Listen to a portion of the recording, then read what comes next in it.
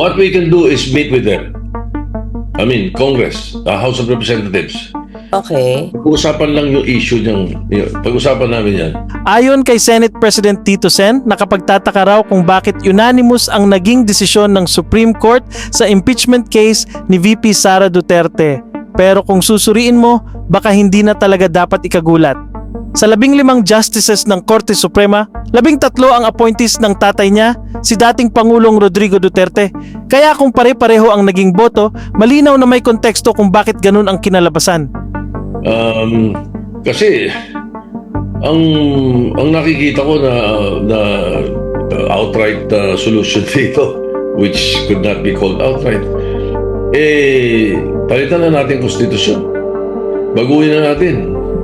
Pagka ganyan, pagkatapos marahil yung Constituent Assembly makakagalaw dyan para or maghihintay tayo decades. Bakit?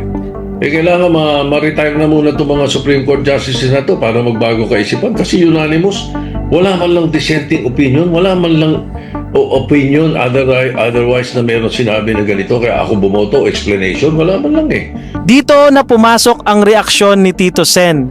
Ang punto niya simple pero mabigat.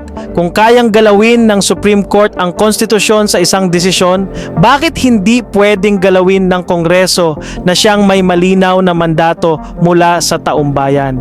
So nakakapagtaka baka nga it will take years retirement bago tayo nga makakakilos at mailagay natin uli sa lugar sa konstitusyon na. Kung hindi nila ako, ayoko ng CONCON, ayoko ng Constituent Assembly, pero pag gaganyan ang usapan, payag na ako. Hindi lang yun. Baka madamay na yung economy pagka ganyan.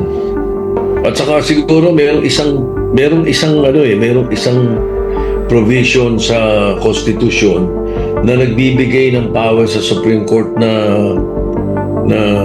i-review lahat I will not push, I will support. Sapagkat kung ang Supreme Court pwedeng galawin ng Constitution, dapat galawin na namin sapat kami ang empowered to do so. Di ba? Yun ang punto ko.